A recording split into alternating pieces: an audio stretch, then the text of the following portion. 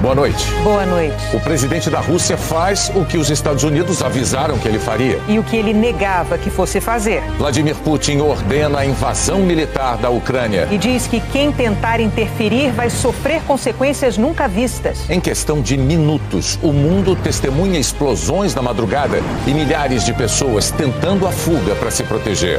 Desde cedo, ucranianos estão deixando o país. Muitos fugiram aqui para a Polônia.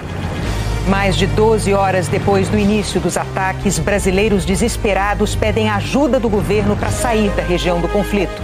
Eu acho que eu já andei uns 3 quilômetros, mas eu ainda preciso andar no mínimo 5 para chegar na fronteira.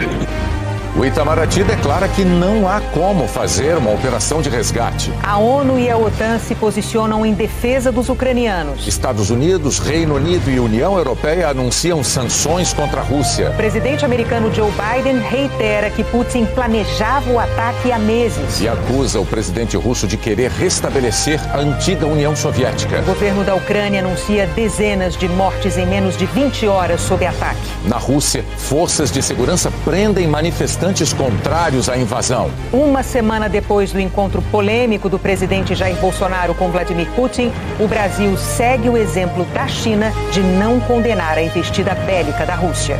24 de fevereiro. O Jornal Nacional começa agora. O mundo está prestes a completar as 24 horas mais tensas do século XXI entre as potências nucleares que, no século passado, protagonizaram a chamada Guerra Fria.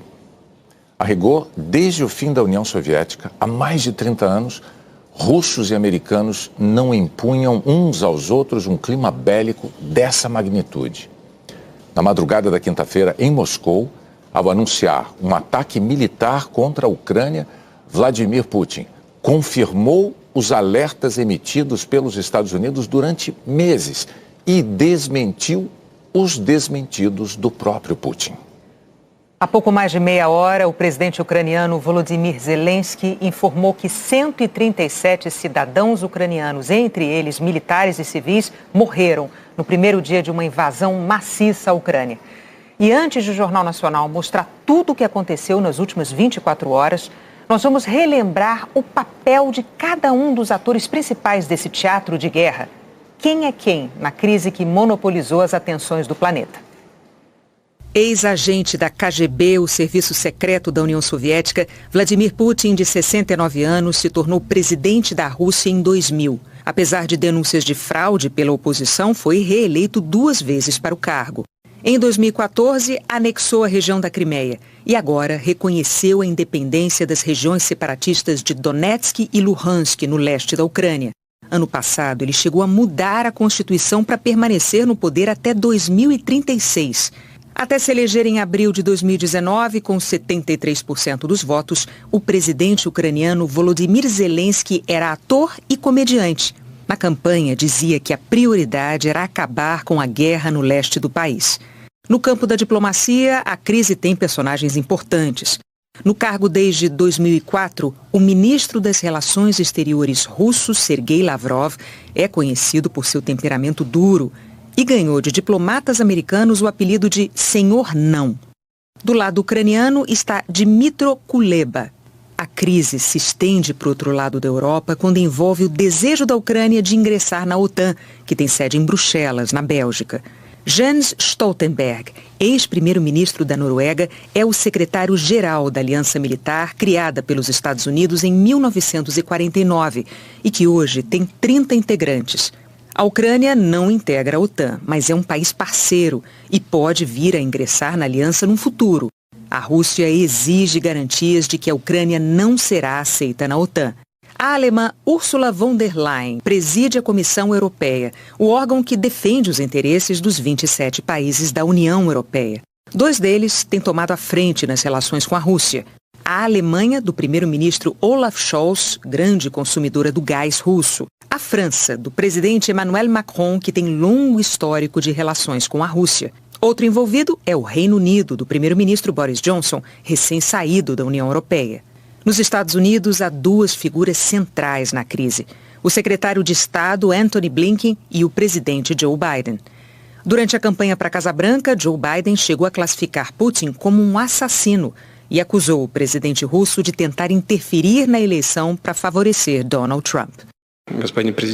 A distância entre o discurso e as ações foi a marca do presidente russo Vladimir Putin na estratégia para a guerra. Desde o fim do ano passado, a Rússia vinha posicionando tropas na fronteira com a Ucrânia. No início deste ano, já eram cerca de 100 mil soldados. Mesmo assim, no fim de janeiro, o ministro das Relações Exteriores russo, Sergei Lavrov, foi categórico ao dizer: não vai haver guerra se depender da Rússia. Nós não queremos uma guerra. Mas não vamos deixar que nossos interesses sejam rudemente pisoteados e ignorados. Na época, Putin disse que as tropas estavam se posicionando apenas para exercícios militares. O monitoramento do Serviço Secreto dos Estados Unidos indicava que não era só isso. E 10 dias depois, o presidente Joe Biden deu o alerta. Eu não sei se ele sabe o que vai fazer. Eu sei que ele está numa posição agora capaz de invadir. 5 dias depois, Biden e Putin conversaram por telefone. O americano alertou que estava pronto para o diálogo, mas também para outros cenários. E disse que qualquer invasão levaria a sanções econômicas duras. Após a ligação, a Rússia disse que a histeria americana tinha atingido seu auge. Dias depois, Vladimir Putin voltou a falar em diplomacia. Nós queremos guerra ou não? Claro que não. Por isso, mandamos nossas propostas para começar o processo de negociação. Enquanto Putin fechava o cerco, levando tropas também a Belarus, país ao norte da Ucrânia, o ministro russo negava o que já era evidente. A especulação de que os exercícios militares da Rússia e Belarus começaram para atacar a Ucrânia pelo norte, para capturar Kiev, todos esses cenários são uma paranoia completa. No mesmo dia, a Rússia anunciou que estava retirando parte das tropas da região. O presidente americano contestou e voltou a falar sobre a ameaça clara de invasão. Neste momento, a Rússia tem mais de 150 mil soldados cercando a Ucrânia. Uma invasão continua sendo claramente possível. Imagens de satélites reforçavam as declarações de Biden e mostravam militares em posições de ataque. O ministro da Defesa russo, Dmitry Peskov, ironizou: é impossível retirar as tropas em um dia. Elas não podem simplesmente sair voando. Leva tempo. Como sempre, acusações infundadas. No dia seguinte, o governo americano voltou a falar em guerra. Denunciou que a estratégia de Moscou seria criar um ataque falso como pretexto para invadir a Ucrânia. E Vladimir Putin sustentou seu discurso. Esses exercícios militares são exclusivamente de natureza defensiva e não uma ameaça para ninguém. Mas Joe Biden já não tinha dúvidas. A esta altura, eu estou convencido de que Putin tomou a decisão. No mesmo dia, sexta-feira passada, bombardeios foram registrados na região de Donbás, no leste. Os rebeldes pró-Rússia acusaram o governo ucraniano de terem iniciado o ataque. A Ucrânia negou. No domingo, o Kremlin sinalizou que aceitaria uma reunião de cúpula com o presidente americano Joe Biden para buscar uma solução diplomática. Putin permaneceu em silêncio. A reunião nunca aconteceu. Um dia depois, o presidente russo reconheceu a independência das 2 províncias da Ucrânia, parcialmente controladas por rebeldes pró-Rússia. Joe Biden previu o que estava por vir. Este é o começo da invasão russa à Ucrânia. Ontem, horas antes de anunciar o ataque, Vladimir Putin voltou a falar em diplomacia. Nosso país está sempre aberto ao diálogo direto e honesto, e pronto para buscar soluções diplomáticas para as questões mais complicadas. Mas quero repetir que os interesses da Rússia e a segurança de nosso povo são uma prioridade indiscutível. O ex-general do exército americano, Kevin Ryan, que serviu em Moscou e é especialista nas áreas de inteligência e políticas militares, diz que o discurso de Putin e de seus assessores mostrou que eles não são confiáveis. Mas que uma coisa ficou clara: Putin quer o controle da Ucrânia e a barreira que o país é entre ele e a OTAN, que ele considera uma ameaça. Vladimir Putin também tem interesses internos. Por isso, no discurso dirigido à população russa, ele ressaltou a necessidade de soberania e de força do país. Ainda nesta edição do Jornal Nacional, você vai ver todos os detalhes do ataque da Rússia ao território ucraniano, a repercussão mundial com as reações dos Estados Unidos e de aliados ocidentais e ainda a situação dos brasileiros que estão na Ucrânia. A taxa de desemprego caiu para 13,2% no ano passado, mas o Brasil não recuperou o desempenho registrado antes da pandemia. Foi o segundo pior índice anual da série histórica do IBGE. O mercado de trabalho informal cresceu e a renda atingiu o menor nível desde 2016. O Supremo Tribunal Federal continuou hoje o julgamento da ação contra o valor do fundo eleitoral de quase 5 bilhões de reais. Até agora, 5 ministros votaram pela manutenção desse valor e 1 pela redução. No julgamento iniciado ontem, o relator, ministro André Mendonça, votou para reduzir o fundo eleitoral deste ano de 4 bilhões e 900 milhões de reais que ele considerou desproporcional. E propôs que o valor fosse o mesmo de 2020, de 2 bilhões de reais corrigido pela inflação. O ministro foi além do pedido do Partido Novo, autor da ação, que questionava uma mudança feita pelo Congresso na Lei de Diretrizes Orçamentárias, a LDO. Hoje, no primeiro voto do dia, o ministro Nunes Marques abriu divergência. Votou para rejeitar a ação. O ministro considerou que não houve irregularidades na mudança feita na LDO. Ele entendeu que, em nome da independência entre os poderes, o STF não pode interferir numa decisão do Congresso. Não posso, pedindo novamente, venha ao eminente relator e furtar a privilegiar a escolha implementada pelo legislador no presente caso, que, em legítima opção política, concluiu imperioso reforçar o financiamento público das campanhas eleitorais. A posição de Nunes Marques foi acompanhada pelos ministros que votaram em seguida: Alexandre de Moraes, Luiz Edson Fachin, Luiz Fux e Luiz Roberto Barroso.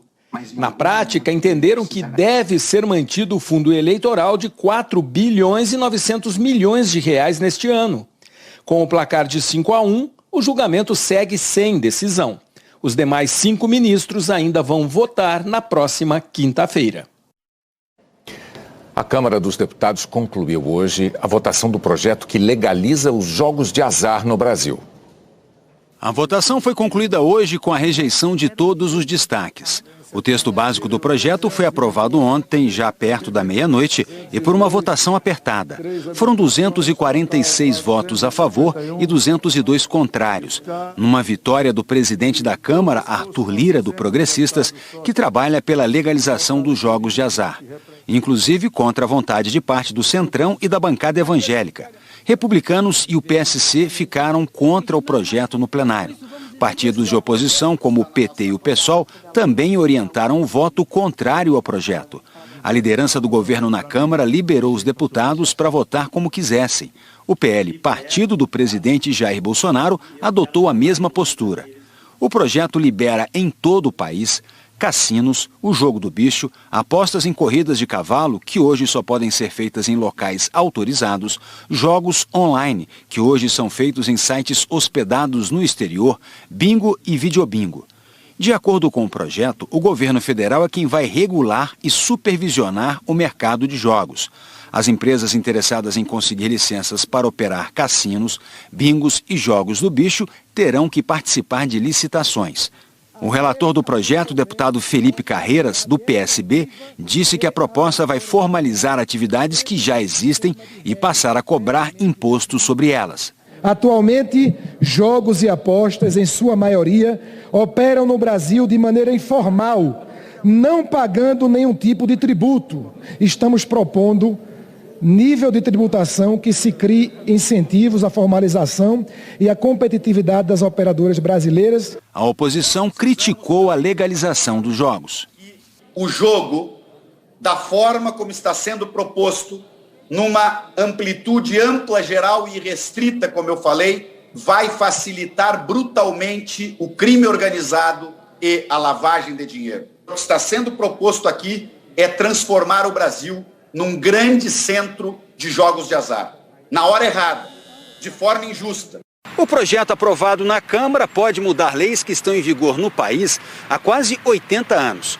Hoje, a prática dos chamados jogos de azar é considerada uma contravenção penal que prevê multa e prisão, embora não leve ao regime fechado. A proposta ainda precisa passar no Senado.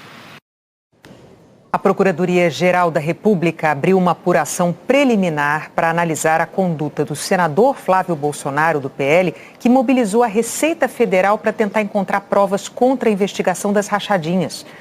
A PGR recebeu 3 pedidos de investigação e vai avaliar se há elementos que justifiquem a abertura formal de uma apuração contra o senador. A Confederação Brasileira de Futebol aumentou para 41 meses a punição ao ex-presidente da entidade, Rogério Caboclo, por assédios sexual e moral a 2 funcionários.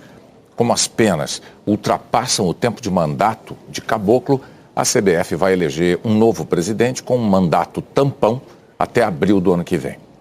E a partida entre Brasil e Chile, pelas eliminatórias da Copa do Catar, no dia 24 de março, foi transferida de Salvador para o Maracanã, no Rio de Janeiro. A Receita Federal divulgou hoje as regras da declaração de imposto de renda. E depois de 2 anos, com prazo ampliado por causa da pandemia, a entrega da declaração voltou ao prazo tradicional, de 7 de março a 29 de abril. A Receita Federal espera receber mais de 34 milhões de declarações. Os detalhes estão no G1. Na web, em g1.com.br, ou no aplicativo para o celular, que traz alertas sobre as notícias mais importantes do dia. Foi velado hoje em Aracaju o corpo da cantora Paulinha Abelha, vocalista da banda Calcinha Preta. Amigos, integrantes da banda e outros artistas prestaram homenagens. Amanhã o corpo da cantora vai ser levado para Simão Dias, a cidade onde ela nasceu. Só a família vai acompanhar o sepultamento. A Michele Barros traz agora para a gente os números da pandemia reunidos pelo consórcio de veículos de imprensa. Boa noite, Michele. Boa noite, Renata. Boa noite, Bonner. Boa noite a todos. De ontem para hoje foram 996 mortes por Covid no país. Desde o início da pandemia, 647.486 vítimas. Nas últimas 24 horas foram registrados 95.493 novos casos conhecidos. No total, 28.580.000. A média de casos está em queda de 34% na comparação com 2 semanas atrás. Está em 91.360 casos por dia. A média de mortes está em estabilidade, em menos 11% em relação a 2 semanas atrás. E depois de 16 dias, ela voltou a ficar abaixo de 800, está em 784 óbitos por dia. 5 estados estão com alta na média de mortes, 12 estados e o Distrito Federal em estabilidade e 9 em queda. Agora vamos à vacinação. 5 estados não divulgaram os dados nesta quinta-feira. Nas últimas 24 horas, quase 263 mil pessoas receberam a primeira dose da vacina contra a Covid, 312 mil a segunda ou a dose única e 830 mil a dose de reforço. Ao todo, 1.406.000 vacinados. Agora, desde o início da vacinação, mais de 80% de toda a população tomou a primeira dose da vacina. Dos que têm 5 anos ou mais, a população vacinável, quase 86%. As 2 doses ou a dose única foram aplicadas em 72% de todos os brasileiros. Para quem tem 5 anos ou mais, 77,2%. De toda a população, 29,23% receberam a dose de reforço. Dos que têm a partir de 18 anos, 38,81%. Os estados em verde escuro no mapa são os mais adiantados na vacinação completa da população que pode ser imunizada. São Paulo e Piauí lideram. Em g1.com.br/coronavírus você confere outras informações. Renata, Bonner. Obrigado, Michele. Peritos identificaram hoje outras vítimas da tragédia de Petrópolis. Um dos corpos é do estudante Gabriel da Rocha, de 17 anos. Ele estava num dos ônibus arrastados no temporal e tentou salvar outros passageiros. 210 pessoas morreram e 33 estão desaparecidas. A seguir, o ataque da Rússia à Ucrânia. Esta quinta-feira entrou para a história como um dia em que a humanidade se manteve em suspense. As duas potências nucleares que protagonizaram a chamada Guerra Fria no século passado estavam de novo em posições opostas e em clima extremamente hostil. E foi na Rússia que um dos atores principais fez o movimento inicial desse teatro de guerra. A máscara de Vladimir Putin caiu às 5 horas da manhã, horário de Kiev. A Rússia invadiu de uma só vez leste, norte e sul da Ucrânia. Os ucranianos de Kharkiv acordaram com uma tempestade de mísseis. O dia raiou e à vista, na segunda maior cidade, os quase 3 milhões de ucranianos da capital também ouviram estrondos. A sirene confirmou os meses de alerta do Ocidente.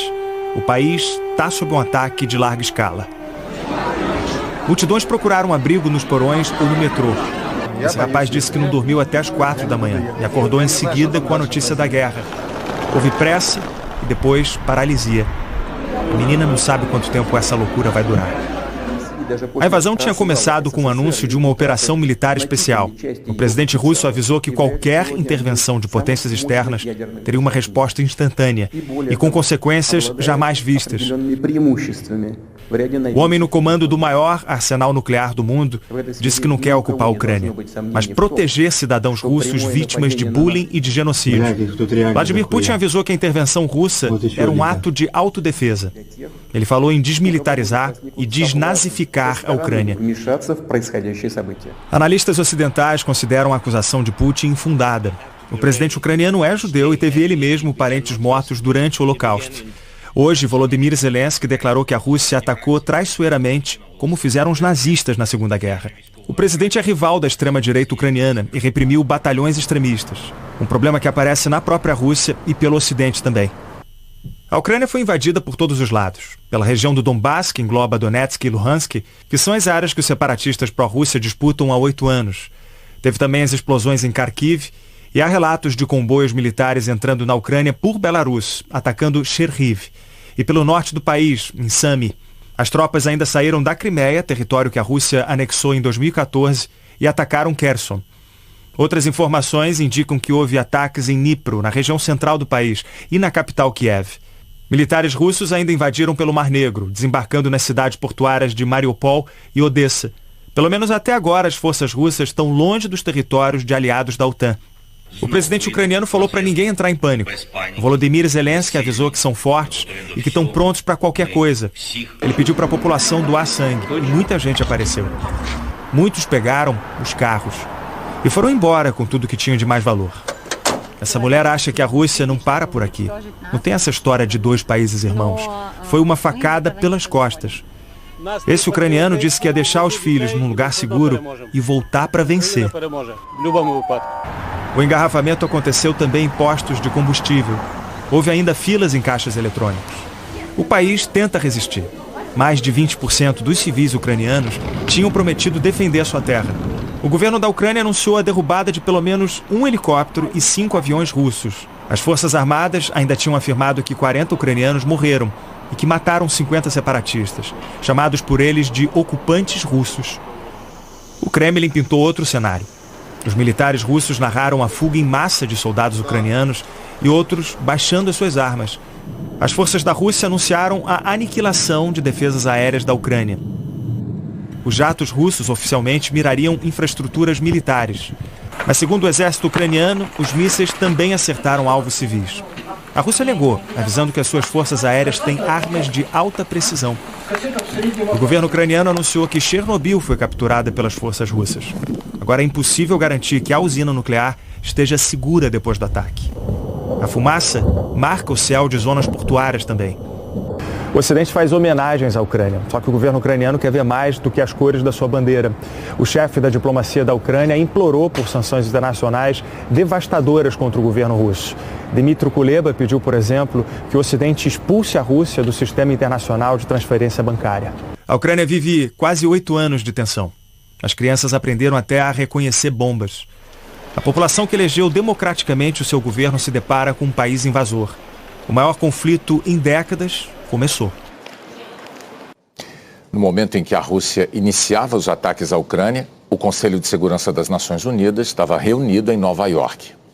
Pela segunda vez esta semana, o órgão mais poderoso da ONU fez uma reunião de emergência para debater e tentar encontrar uma solução diplomática para a crise na Ucrânia. President Putin, stop your troops from attacking the Ukraine. Presidente Putin, pare seus soldados, dê uma chance para a paz. Gente demais já morreu. O secretário-geral da ONU abriu o Conselho de Segurança com esta mensagem. Mas já era tarde demais, como explicou a embaixadora americana Linda Thomas-Greenfield. Neste momento, enquanto estamos aqui procurando a paz, Putin fez um pronunciamento de guerra, com total desdenho pela responsabilidade deste Conselho. É uma emergência grave. This is a grave emergency. Logo depois, o embaixador russo, Vassily Nebenzia, fez uma notificação formal ao Conselho da Ação Militar Russa em andamento e disse que a notificação cabia no âmbito do artigo 51 da Carta da ONU, que permite que os países, de forma individual ou coletiva, possam se defender de ataques armados. Nebenzia acusou os ucranianos de promoverem um genocídio dos russos nas regiões separatistas de Donetsk e Luhansk. Russia's actions. A resposta veio rápida, da embaixadora do Reino Unido, Barbara Woodward, que descreveu os ataques russos como injustificados e não provocados. Mesmo com o ataque russo já em do Conselho de Segurança continuou. O embaixador chinês, Zhang Yun, insistiu que acreditava que uma solução pacífica ainda era possível. O representante ucraniano declarou: "É tarde demais. Preciso mostrar o vídeo do presidente russo avisando que faria uma guerra?" Ao embaixador russo disse: "Vocês declararam a guerra. E esse órgão aqui tem a obrigação de acabar com essa guerra." E concluiu: "Não há purgatório para criminosos de guerra. Eles vão direto para o inferno." Nesta sexta-feira, o Conselho de Segurança voltará a se reunir para votar uma resolução que condene a agressão russa contra a Ucrânia. A resolução dificilmente terá um efeito prático porque a Rússia é um membro permanente do Conselho e tem direito de vetar qualquer decisão. Mais cedo hoje, o secretário-geral da ONU anunciou que vai usar 20 milhões de dólares do Fundo de Emergência das Nações Unidas como ajuda humanitária para os ucranianos. A primeira manifestação do presidente dos Estados Unidos, Joe Biden, sobre o ataque russo foi por meio de uma nota, divulgada 20 minutos depois dos primeiros bombardeios. Joe Biden pediu orações para o povo ucraniano e chamou o ataque de não provocado e injustificado. Ele falou que o presidente Vladimir Putin escolheu uma guerra premeditada que vai trazer perda catastrófica de vidas e sofrimento humano. Na nota, prometeu: o mundo responsabilizará a Rússia. E o mundo aguardou com ansiedade essa resposta a Moscou. Só na tarde desta quinta-feira, o presidente americano veio a público. Com 1 hora de atraso, Biden entrou na sala leste da Casa Branca, reservada para grandes pronunciamentos. Os militares russos iniciaram um ataque brutal ao povo da Ucrânia, sem provocação, sem justificativa, sem necessidade. Vladimir Putin planejou isso por meses e nós avisamos. O presidente contou que a Rússia colocou mais de 175 mil soldados e equipamentos militares em posição de ataque nas fronteiras com a Ucrânia e que também estocou sangue e construiu hospitais de militares. Isso diz tudo o que você precisa saber sobre as intenções dele o tempo todo. Biden disse que Putin rejeitou todos os esforços dos Estados Unidos e aliados para responder às preocupações de segurança através do diálogo e evitar um conflito com sofrimento humano. Putin is the aggressor. Putin chose this war. Putin é o agressor. Putin escolheu essa guerra e seu país vai arcar com as consequências hoje. O presidente anunciou uma 4ª rodada de sanções, as mais duras até agora. Os Estados Unidos vão bloquear do sistema financeiro americano mais 4 bancos russos, incluindo o segundo maior deles. 2 já tinham sido punidos. Também vão proibir as maiores empresas estatais da Rússia de fazer negócios em solo americano. O governo também vai cortar mais da metade das exportações de material de alta tecnologia à Rússia, fundamentais para a indústria militar, aeroespacial e marítima. E mais 7 oligarcas russos vão ter bens congelados nos Estados Unidos e ser proibidos de fazer negócios aqui. E não vai parar por aí. O presidente segurou outras cartas na manga, incluindo sanções diretas contra o presidente Vladimir Putin. Além da pressão econômica, o presidente também anunciou um reforço militar em países do leste europeu que fazem parte da Aliança Militar do Ocidente, a OTAN. Mais 7 mil soldados vão ser enviados para a Europa, elevando para 100 mil o número de militares americanos no continente. Soldados americanos posicionados na Alemanha também vão ser deslocados para Estônia, Letônia, Lituânia, Polônia e Romênia.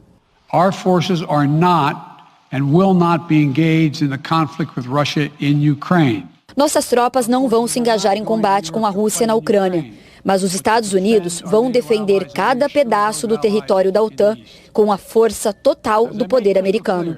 O presidente foi questionado se esse é o começo de uma nova Guerra Fria. Ele respondeu: depende. A vasta maioria do mundo se opõe ao que a Rússia está fazendo, desde a Ásia, a América do Sul, à Europa. Serão dias frios para a Rússia, afirmou. Biden também disse que enquanto os países estiverem determinados a impor sanções, é muito improvável que a guerra se estenda por um longo período. Mas afirmou: a única coisa que estou convencido é que se não pararmos Putin agora, ele será encorajado. O presidente encerrou com um alerta forte. Este é um momento perigoso para toda a Europa e para a liberdade ao redor do mundo. Putin cometeu um ataque a todos os princípios que sustentam as peças globais. Mas agora o mundo inteiro vê claramente o que Putin e seus aliados criminosos estão fazendo. A Casa Branca aposta na união e na determinação do mundo para que a guerra não se espalhe a outros cantos da Europa e para que os americanos não precisem pegar em armas. O presidente dos Estados Unidos também quer isolar aqueles países que se associarem a Moscou.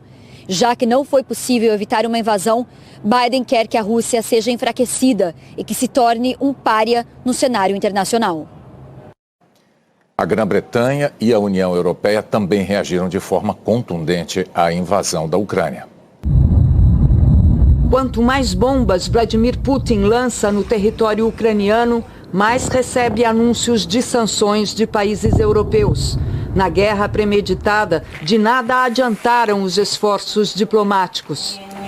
Les événements de cette nuit sont un tournant. O presidente Emmanuel Macron, que nos últimos dias se empenhou pessoalmente para evitar as armas, hoje declarou que a França responderá sem fraqueza, com sangue frio, determinação e unidade ao ato de guerra da Rússia contra a Ucrânia.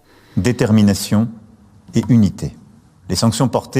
E acrescentou que a Rússia pode esperar punições duras que atingirão as suas forças armadas, a sua economia e o seu setor de energia. Macron disse ainda que os eventos da noite passada representam um ponto de virada na história da Europa. Da Alemanha, também palavras duras. O primeiro-ministro Olaf Scholz diz que Putin, e não o povo russo, tem responsabilidade pelo ataque, mas que ele não irá vencer. Scholz disse ainda que o presidente russo não pode subestimar a determinação da OTAN. Falando para os alemães em um pronunciamento, o primeiro-ministro Scholz prometeu que não há como voltar ao século XIX, quando potências tomavam decisões por cima da vontade dos países menores. Não voltaremos à época da Guerra Fria, alertou Scholz, quando superpotências dividiam o mundo de acordo com as suas zonas de influência.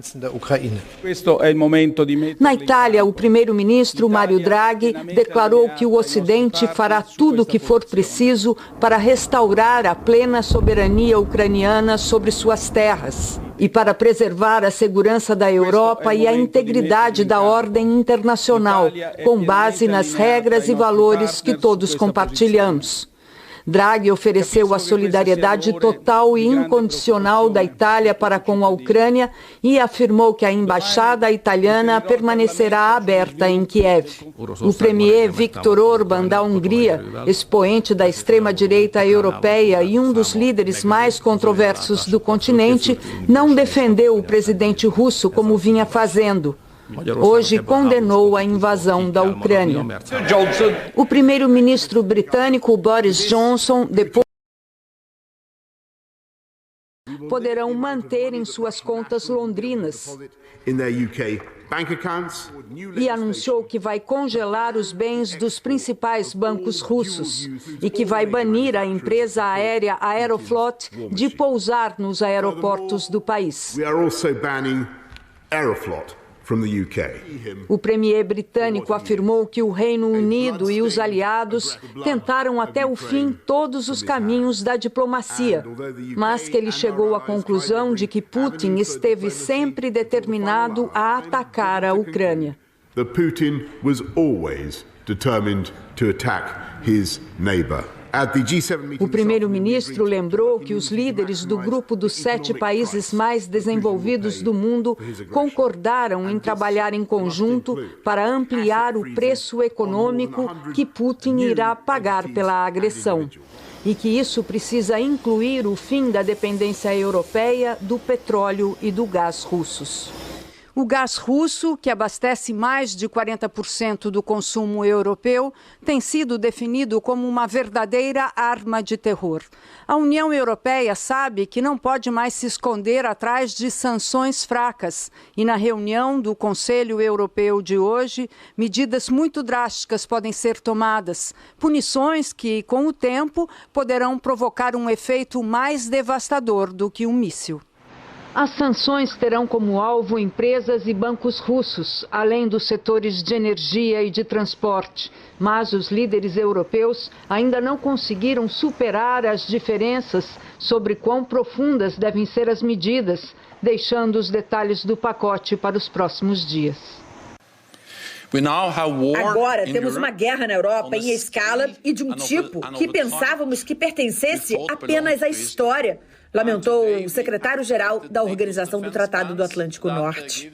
Jens Stoltenberg alertou que este é um momento grave para a segurança da Europa. Esta é uma invasão deliberada, a sangue frio e planejada há muito tempo. Apesar da ladainha de mentiras, negações e desinformação, as intenções do Kremlin são claras para o mundo ver, destacou. O secretário-geral da OTAN acusou a Rússia de usar a força para tentar reescrever a história. Jens Stoltenberg reforçou que a tarefa central da aliança é proteger e defender todos os aliados. Um ataque a um será considerado um ataque a todos, avisou. E revelou que, em resposta, a OTAN já reforçou suas operações em terra, no mar e no ar. A aliança militar deslocou este mês quase 5 mil militares para 4 países: Estônia, Letônia, Lituânia e Polônia. Os grupamentos são comandados por Reino Unido, Canadá, Alemanha e Estados Unidos. Numa comparação do poderio total dos dois lados, a capacidade da Aliança Ocidental é muito maior do que a da Rússia. Quase 4 vezes o número de soldados, o triplo de aviões e tanques. O Tratado da OTAN prevê que quando um país é agredido, todos os outros são obrigados a agir para protegê-lo. Mas tem um artigo, o 4º, que é um pedido de ajuda quando um país se sente ameaçado por outro. Só que nesse caso, os demais integrantes discutem a possibilidade de uma ação. Para isso, uma decisão unânime é necessária. Estônia, Letônia, Lituânia e Polônia já pediram a aplicação desse artigo hoje. O professor de Relações Internacionais da Unicuritiba, Andrew Trauman, explica que por a Ucrânia ser um país parceiro, mas não um integrante da OTAN, dificilmente haverá intervenção. O que nós devemos ver no momento é uma guerra localizada entre o exército russo e forças ucranianas e a Rússia sofrendo sanções. A Ucrânia tem um exército gigantesco, tá? A Ucrânia tem o 3º maior exército em contingente da Europa. Ela só perde para a França e para a própria Rússia. Então, a Ucrânia possui um grande contingente, só que o seu armamento não é um armamento que se equipare ao armamento russo. O movimento de saída nas fronteiras da Ucrânia se intensificou nas últimas 24 horas. Na Polônia, um país vizinho, os enviados especiais Rodrigo Carvalho, Rosa Salinas e Hernani Lemos testemunharam o medo e a esperança que movem essas pessoas.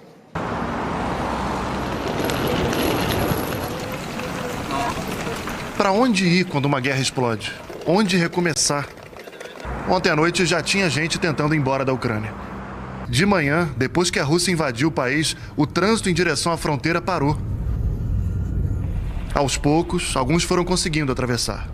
Da noite para o dia, mãe, pai e as 2 filhas se viram numa beira de estrada qualquer, nesse cenário frio de fronteira, a pé. A gente veio para a Polônia para talvez depois ir para o Chipre, até que a situação se acalme. Eu estava achando que não ia acontecer, mas agora é tudo verdade. E é uma sensação inacreditável. Esse homem conta que acordou no susto, às 5 da manhã, com uma ligação de um amigo dizendo: a guerra começou. Depois, ouviu o barulho das sirenes. É mais um que não sabe para onde vai. Meu pai mora na Espanha, mas eu não tenho dinheiro, não sei como eu vou fazer. A saída tem que ser por terra. O espaço aéreo da Ucrânia está fechado, não tem voo comercial. Para sair, para chegar, nada. A gente está na primeira parada na Polônia, indo para uma cidade que fica colada na fronteira com a Ucrânia. Os voos que chegariam da Ucrânia estão todos cancelados e no aeroporto inteiro tem essas mensagens aqui de apoio aos ucranianos. A Polônia tem uma fronteira gigantesca com a Ucrânia e vinha já se preparando para o pior. O dia chegou. Eu estou despedaçada, é devastador. Não consigo acreditar que alguém possa ser tão mal, diz essa mulher. Ela e o namorado atravessaram para a Polônia para depois pensar no próximo passo. Vamos ver se dá para pegar um trem para, não sei, Cracóvia talvez. A gente precisa pensar nisso ainda. O presidente polonês Andrzej Duda falou que está preparando os hospitais para receber possíveis feridos. Ele pediu que a Rússia suspenda os ataques e deixe a Ucrânia em paz. Enquanto isso, outros refugiados atravessaram para a Romênia. Governos de vários países da Europa anunciaram que estão com as portas abertas. Além da Romênia e da Polônia, Hungria, Eslováquia, Áustria, Portugal e Alemanha já disseram que vão ajudar. Estamos preparados. Os ucranianos são bem-vindos, disse a chefe da Comissão Europeia. Ursula von der Leyen disse que o bloco está pronto para receber imediatamente quem precisar de abrigo. O chefe da Agência da ONU para Refugiados fez um apelo para os governos garantirem a segurança dos ucranianos que estão indo embora do país. A estimativa é de que 100 mil pessoas já tenham saído. Entre elas, muitas, mas muitas crianças. Para essas pessoas, tem uma sensação a mais. A de que esse é só o começo. Você vai ver a seguir. Brasileiros desesperados pedem ajuda do governo para sair da região do conflito. Mas o Itamaraty declara que não tem como fazer uma operação de resgate na Ucrânia. A reação da China aos acontecimentos do leste da Europa foi numa linha bem diferente da que os países ocidentais seguiram. Os chineses não classificaram o ataque russo à Ucrânia como uma invasão. A porta-voz do Ministério das Relações Exteriores afirmou que o governo não vai se precipitar e tirar conclusões e pediu que todos os lados envolvidos evitem que a situação saia do controle. O presidente Jair Bolsonaro só se manifestou sobre a guerra no meio da tarde, numa rede social, para dizer que está empenhado em proteger os brasileiros que moram na Ucrânia e sem se posicionar diretamente sobre o ataque. A tensão na região já estava alta há 10 dias, quando o presidente Jair Bolsonaro decidiu visitar a Rússia. Ele se encontrou com o presidente Putin e disse que era solidário à Rússia, sem especificar a que se referia. A visita provocou críticas. O governo americano se manifestou publicamente. A porta-voz da Casa Branca, Jen Psaki, disse que o Brasil parece estar do outro lado de onde está a maioria da comunidade global. Hoje cedo, depois de fortes reações de líderes mundiais à postura da Rússia, a primeira autoridade brasileira a se manifestar foi o vice-presidente Hamilton Mourão. Na chegada ao Palácio do Planalto, por volta das 10 da manhã, ele condenou a invasão e comparou a atual situação mundial a um período pré-Segunda Guerra Mundial. O mundo ocidental está igual ficou em 1938 com Hitler, na base do apaziguamento. E o Putin ele não respeita apaziguamento, essa é a realidade. Então, se não houver uma ação bem significativa, e na minha visão, meras sanções econômicas que é uma forma intermediária de intervenção, não funcionam. Vamos lembrar que o Iraque passou mais de 20 anos sob sanção econômica, nada mudou. O Irã está não sei quanto tempo sob sanção econômica, também nada mudou. E o que vai funcionar, então, se não as sanções? Tem que haver o uso da força, realmente um apoio à Ucrânia, mais do que está sendo colocado. Essa é a minha visão. Era quase meio-dia quando o Ministério das Relações Exteriores se manifestou. Oficialmente, a reação do Brasil foi muito parecida com a da China, país frequentemente criticado por Bolsonaro. Nenhum dos dois países condenou diretamente os ataques ou defendeu sanções à Rússia. A nota afirma: o governo brasileiro acompanha com grave preocupação a deflagração de operações militares pela Federação da Rússia contra alvos no território da Ucrânia. O Itamaraty fez ainda um apelo à suspensão imediata das hostilidades e ao início de negociações conducentes a uma solução diplomática para a questão, com base nos acordos de Minsk, e que leve em conta os legítimos interesses de segurança de todas as partes envolvidas e a proteção da população civil. A postura do Brasil provocou a reação dos representantes de outros países em Brasília.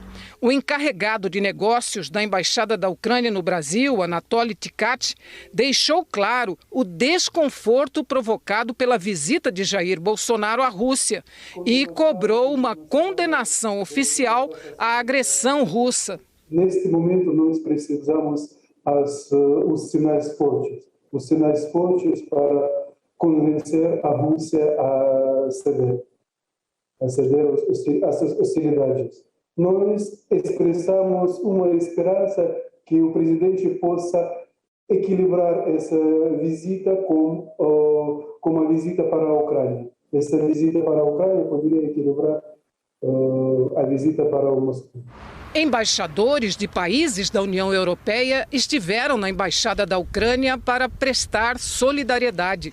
E o encarregado de negócios da Embaixada dos Estados Unidos no Brasil, Douglas Conniff, disse que espera por qualquer declaração que condene os ataques feitos pela Rússia à Ucrânia e ressaltou que a voz do Brasil importa. Enquanto isso, o presidente Jair Bolsonaro estava em São José do Rio Preto, interior de São Paulo, numa motociata. Ele participou de 2 eventos públicos, fez discursos, mas ignorou a crise internacional. Só no meio da tarde, Bolsonaro reproduziu numa rede social outra nota do Itamaraty sobre ajuda a brasileiros que estão na Ucrânia. Depois, também sem se manifestar diretamente sobre a invasão, fez uma nova postagem e afirmou que está totalmente empenhado no esforço de proteger e auxiliar os brasileiros que estão na Ucrânia e que nossa embaixada em Kiev permanece aberta e pronta a auxiliar os cerca de 500 cidadãos brasileiros que vivem na Ucrânia e todos os demais que estejam por lá temporariamente. No fim do dia, o presidente Bolsonaro voltou ao assunto em uma live às redes sociais. Ao falar sobre a Ucrânia, desautorizou o vice-presidente Hamilton Mourão. Disse que a palavra final sobre o caso é dele e ressaltou que recentemente viajou em paz para a Rússia e teve um contato excepcional com o presidente Putin. Muitos brasileiros estão desesperados na Ucrânia e tentando sair do país por conta própria. Estou levando a mala aqui. Olha a situação. Eu acho que eu já andei uns 3 quilômetros, mas eu ainda preciso andar no mínimo uns 5. Quem tenta sair da Ucrânia a pé é o jogador de futebol Jonathan Lima. Por volta do meio-dia, no horário de Brasília, ele conversou com o produtor João Pedro Ribeiro enquanto tentava chegar à Hungria. A ideia era atravessar de carro, mas desistiu. Uma fila imensa de carros aqui. Agora eu estou em Uzhorod, tentando atravessar para Budapeste, na fronteira para a Hungria. Largamos o carro e estamos tentando atravessar a pé Na Hungria, na verdade, a gente vai direto para o aeroporto, vou comprar a primeira passagem e voltar para o Brasil. Mesmo longe dos bombardeios, ele está assustado com o que viu no país nas últimas horas. O rapaz falou para eu esperar lá no clube dormir, porque amanhã seria melhor para passar, só que não tem condições nenhuma de eu ficar aqui com muito medo, toda hora explodindo bombas nos lugares, gente ouvindo muita coisa. Nenhuma próximo, mas em longa distância deu para ouvir muitas. O colega de profissão de Jonathan, o atacante Diego Carioca, mora perto de Kiev, um dos alvos russos. Ele dormia no clube onde joga quando o ataque começou. Por volta de 4h30, 5 horas da manhã, o doutor do clube já veio acordando todo mundo, batendo e assim um sinal até meio que de terror, meio que de gritaria. A gente não entendeu muito o que era e o nosso doutor dizendo que a Rússia estava invadindo a Ucrânia e que já tinham dado o sinal de emergência. Para se proteger, Diego e a mulher estão trancados em casa. Já passaram 2 aviões, esses de guerra, bem pequenos, assim, muito rápido. Isso é muito assustador. Então, a gente já quer o mais rápido possível sair disso tudo. A ideia primeiro é sair da Ucrânia. Acho que é o mais importante agora. Não sei se direto para o Brasil, não sei se para um país vizinho, mas a ideia é sair daqui da Ucrânia, sair do centro, da onde está acontecendo as coisas, entende? Outro jogador, Guilherme Smith, conversou com o Globo Esporte mais cedo, aterrorizado. Queria pedir desculpa também por não estar conseguindo falar muito bem, assim, porque está muito tensa a situação aqui. Eu acho que também está tremendo a tela, você está percebendo, porque eu estou muito tenso, né? Estou tremendo mesmo de medo. Eu não sei como é que é uma guerra, não sei como é o que vai acontecer comigo. Cerca de 500 brasileiros vivem na Ucrânia, segundo a Embaixada do Brasil no país. A maior parte está na capital Kiev. A comunicação com essas pessoas por telefone ou internet está difícil. Em algumas regiões, há problemas de conexão. Os brasileiros também relatam dificuldades para usar cartões para fazer compras, retirar dinheiro nos caixas e alta nos preços dos alimentos. O jogador Marlon Santos, do Dínamo, e outros atletas saíram de casa com as mulheres e os filhos pequenos e estão num hotel em Kiev. Desesperados, eles pedem ajuda ao governo brasileiro para sair do país. A gente está aqui pedindo ajuda de vocês para promover esse vídeo, devido à falta de combustível que existe na cidade, fronteira fechada, espaço aéreo fechado, então a gente não tem como a gente sair. A gente pede muito apoio ao governo do Brasil que possa nos ajudar. Nós mulheres estamos com os filhos, com as crianças e a gente está se sentindo um pouco abandonado porque a gente realmente não tem o que fazer, não sabe o que fazer, não sabemos se vai ter comida, como que vai ser, então a gente queria muito pedir ajuda para tentar resolver a nossa situação. Outros brasileiros contaram para a nossa reportagem que estão conseguindo falar com a Embaixada do Brasil em Kiev pelas redes sociais e por aplicativos de mensagens. A embaixada divulgou nota, recomendando que eles se desloquem por conta própria para outros países a oeste da Ucrânia. Mas para quem está em Kiev, a orientação é não sair da cidade e aguardar novas instruções. O João, que é casado com uma ucraniana, preferiu não esperar. Ele só conseguiu pegar um trem até a fronteira com a Polônia porque comprou as passagens ontem, antes dos ataques. Esse trem aqui agora está lotado, os bilhetes esgotaram em meia hora, todos os assentos já marcados, e é o que a gente pode chamar de trem da esperança. Não sei, as pessoas que estão buscando sair daqui, fugir da guerra, fugir do conflito, para tentar buscar um lugar onde tenha mais segurança para todos. Encontrar um lugar seguro nesse momento, dentro ou fora da Ucrânia, é a preocupação de todos. E desejar que a paz não demore para voltar. Um sentimento de muito medo, de angústia, de ansiedade também, mas com muita esperança de que tudo isso vai passar logo, que a gente vai poder estar saindo daqui, ou que tudo isso passe também não só para nós, mas também para todo o povo ucraniano.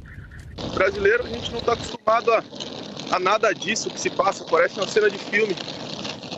Ver avião passando para um lado para o outro de guerra, atirando, é uma coisa que parece que a gente está sonhando acordado. Essa situação de brasileiros em perigo fora do Brasil lembra muito o início da pandemia. Você deve se lembrar, quando tinha brasileiros lá na China, o presidente Bolsonaro na época chegou a dizer que não tinha como ir buscá-los, não iria fazer essa operação. Mas aí as pressões aqui dentro cresceram e o governo brasileiro agiu. Pois bem, a gente ouve esse depoimento dos brasileiros. O Itamaraty, sabedor disso, declarou hoje que não tem como realizar uma operação de resgate de brasileiros na Ucrânia. O Vladimir Neto traz as informações ao vivo de Brasília. Vladimir, boa noite.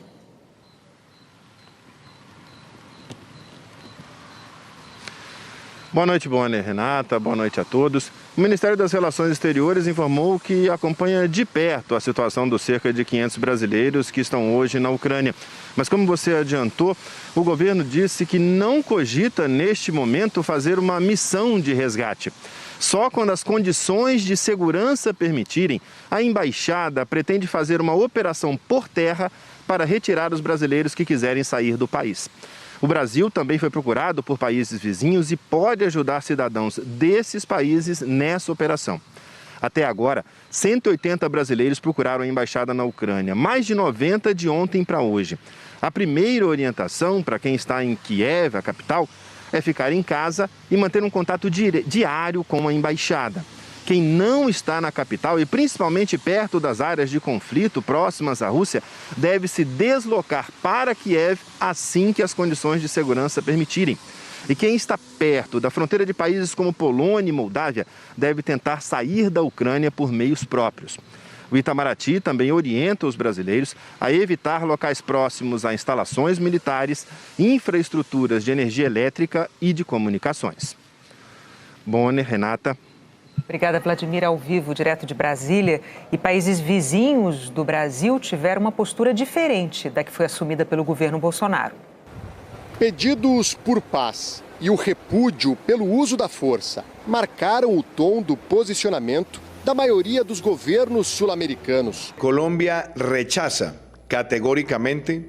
O presidente da Colômbia, Iván Duque, histórico aliado dos Estados Unidos, afirmou que desaprova categoricamente o ataque contra o povo ucraniano, uma invasão injustificada e que ameaça a paz mundial. Numa rede social, o presidente do Uruguai, Luiz Lacalle Pou, disse que as ações são uma afronta ao direito internacional e aos princípios da ONU e que as negociações precisam voltar urgentemente para resolver o conflito de maneira civilizada. O presidente chileno, Sebastián Piñera, também condenou as ações da Rússia e a violação da soberania e integridade territorial da Ucrânia e que esses atos ameaçam a vida de inocentes e a paz internacional.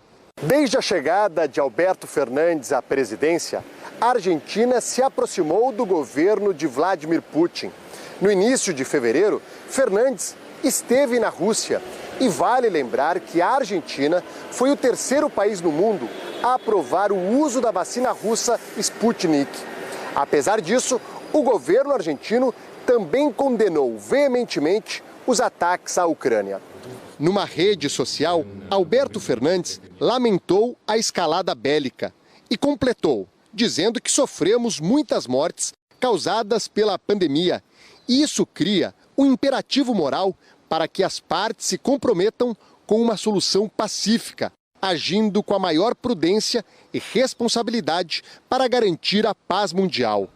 O chanceler equatoriano também pediu para que a guerra seja interrompida imediatamente. Assim que Venezuela está com Putin. O único país sul-americano a declarar apoio às ações de Vladimir Putin foi a Venezuela. Nicolás Maduro disse que repudia os planos perversos contra os russos e que tem certeza que a Rússia sairá unida e vitoriosa dessa batalha. E vamos a defender a paz do mundo. No interior do Paraná, existe uma das maiores comunidades de ucranianos no Brasil. As mensagens e vídeos enviados por amigos na Ucrânia chegaram pouco depois dos primeiros ataques do exército russo. Esse é o momento que alguém registrou a passagem dos aviões em cima das casas, então é um atrás do outro. São meus amigos que estão lá, que podem amanhã estar indo para a guerra, que podem amanhã morrer. A ofensiva russa deixou a cidade paranaense de Prudentópolis em alerta. Dos 52 mil habitantes, 39 mil são descendentes de ucranianos.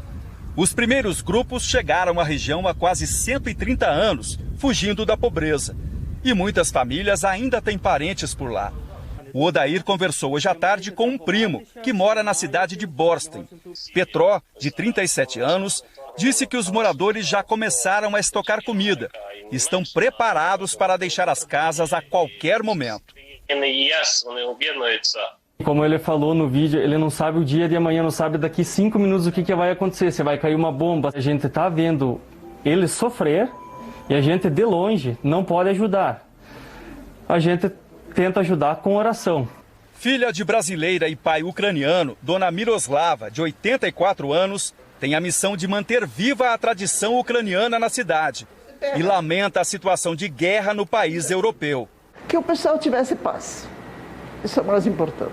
Seja onde for, seja em que país que for. Precisa viver em paz, precisa ter sua terra, precisa ter seu ganho, ter seu poder, seu comer, sua vida digna. A Prefeitura de Prudentópolis enviou hoje à Ucrânia um ofício abrindo as portas da cidade para receber eventuais refugiados de guerra. O documento foi encaminhado para Ternópil, oeste da Ucrânia, cidade irmã da Paranaense, de onde veio a maioria dos imigrantes que colonizaram essa região. No fim da tarde, moradores fizeram um ato no centro de Prudentópolis em apoio ao povo ucraniano. Também pediram o cessar-fogo no leste europeu.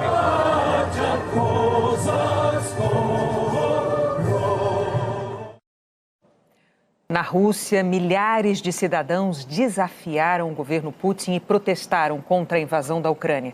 Grupos de direitos humanos afirmam que mais de 1.400 pessoas foram presas. Outros países também tiveram manifestações de protesto. Os cartazes escritos no alfabeto cirílico têm pouco significado fora da Rússia, mas são um recado para o presidente do país. Ninguém precisa de uma guerra, à exceção de Putin, dizia um deles. O apoio popular visto durante a anexação da Crimeia em 2014 já não é o mesmo. Dezenas de milhares de russos enfrentaram a polícia nos protestos contra a guerra na Ucrânia. Esse conflito precisa ser resolvido de forma pacífica, sem violência de nenhum dos dois lados, disse essa mulher. Em Moscou, em São Petersburgo, em Ekaterimburgo. Ao todo, 51 cidades russas registraram manifestações assim durante o dia. Chega de guerra, eles gritavam. A invasão à Ucrânia fez uma parcela relevante da sociedade russa abandonar a neutralidade política tão comum por lá. Para dizer não à guerra, celebridades de televisão, empregadas em canais estatais, usaram suas redes sociais pessoais e puseram as próprias carreiras em risco. Maxim Galkin, um dos âncoras de TV mais famosos do país, disse que não há justificativa para a guerra. Já o cantor Valery Meladze publicou um vídeo no qual afirma: o que aconteceu hoje é algo que não pode, não deve acontecer. Nunca. A ex-modelo e jornalista Ksenia Sobchak foi candidata de oposição a Vladimir Putin nas eleições presidenciais de 2018.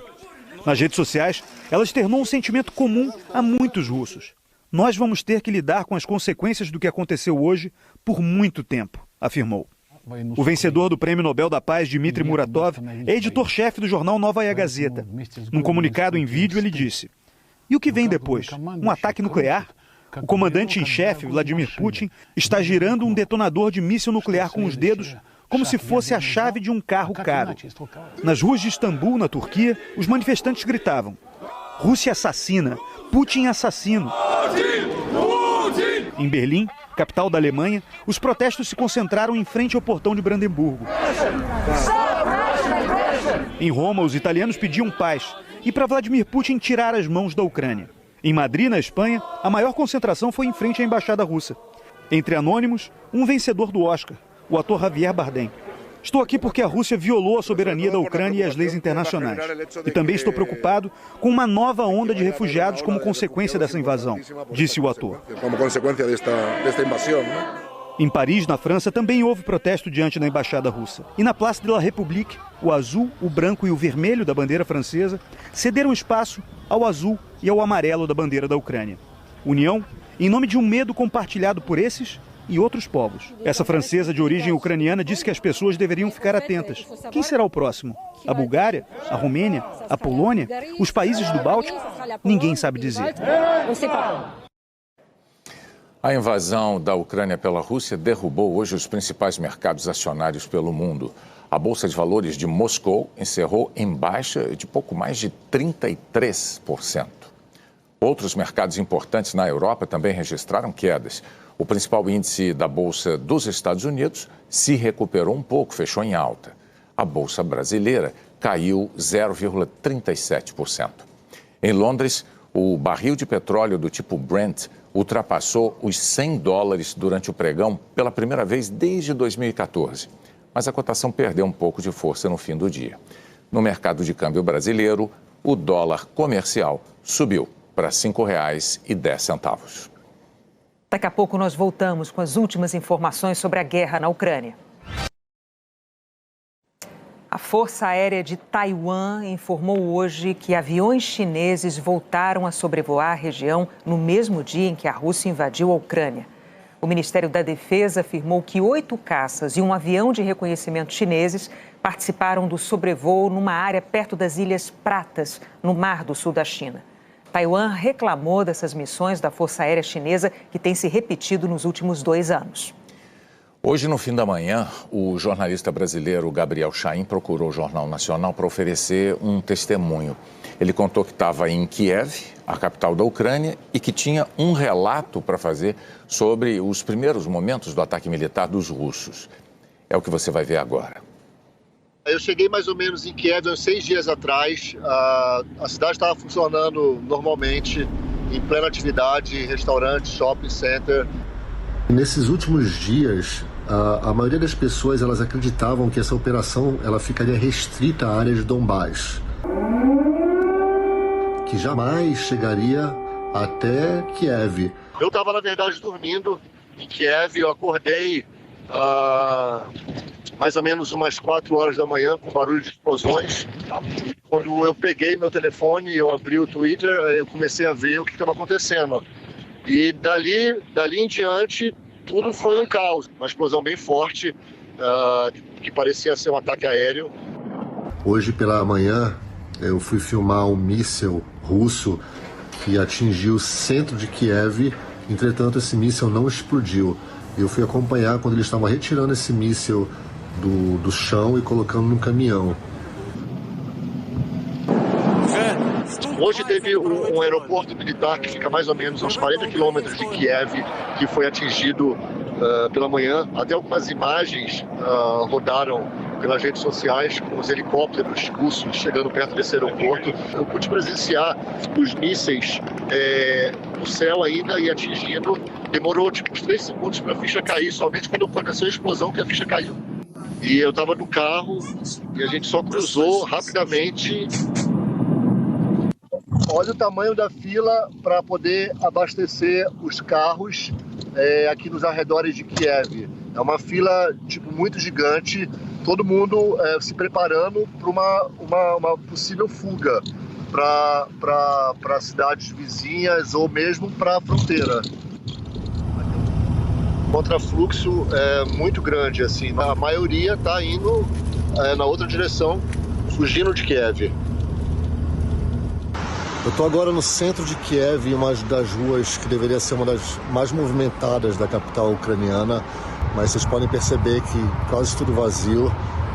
Daqui a 1 hora vai começar pela primeira vez o curfew, o toque de recolher, que vai durar das 10 da noite às 7h30 da manhã. Os metrôs, eles estão lotados, as pessoas estão indo procurar abrigo no subterrâneo, com medo de uma nova leva de ataques aéreos que possa acontecer durante a noite.